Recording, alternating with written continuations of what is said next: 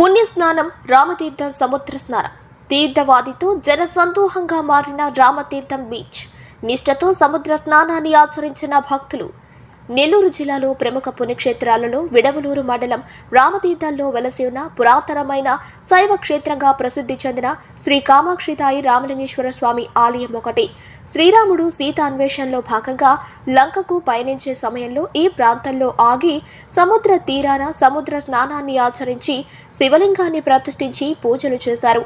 రాముడు తిరియాడిన నేల కవటంతో రామలింగేశ్వర స్వామిగా కొలువు తీరి పూజలందుకుంటున్నారు. అప్పటి నుంచి శైవ క్షేత్రంగా ప్రసిద్ధిగాంచింది.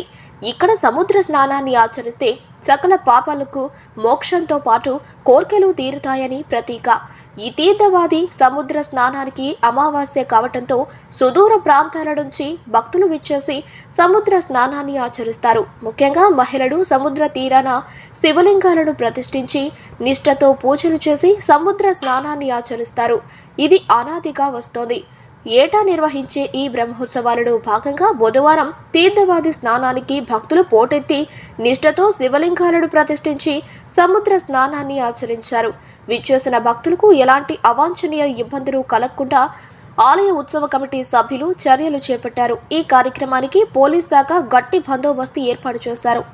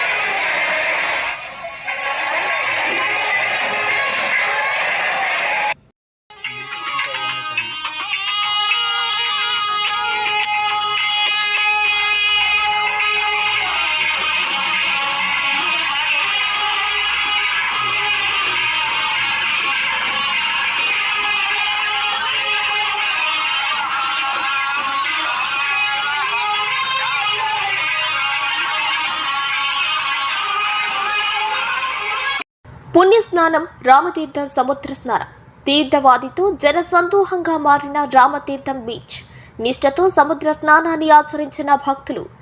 నెల్లూరు జిల్లాలో ప్రముఖ పుణ్యక్షేత్రాలలో విడవలూరు మండలం రామతీర్థంలో వెలసి ఉన్న పురాతనమైన శైవ క్షేత్రంగా ప్రసిద్ధి చెందిన శ్రీ కామాక్షితాయి రామలింగేశ్వర స్వామి ఆలయం ఒకటి. శ్రీరాముడు సీత అన్వేషణలో భాగంగా లంకకు పయనించే సమయంలో ఈ ప్రాంతంలో ఆగి సముద్ర తీరాన సముద్ర స్నానాన్ని ఆచరించి శివలింగాన్ని ప్రతిష్ఠించి పూజలు చేశారు.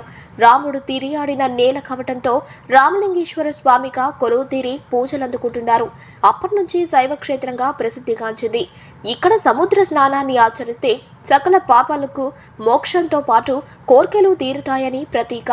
ఈ తీర్థవాది సముద్ర స్నానానికి అమావాస్య కావటంతో సుదూర ప్రాంతాల నుంచి భక్తులు విచ్చేసి సముద్ర స్నానాన్ని ఆచరిస్తారు. ముఖ్యంగా మహిళలు సముద్ర తీరాన శివలింగాలను ప్రతిష్ఠించి నిష్ఠతో పూజలు చేసి సముద్ర స్నానాన్ని ఆచరిస్తారు.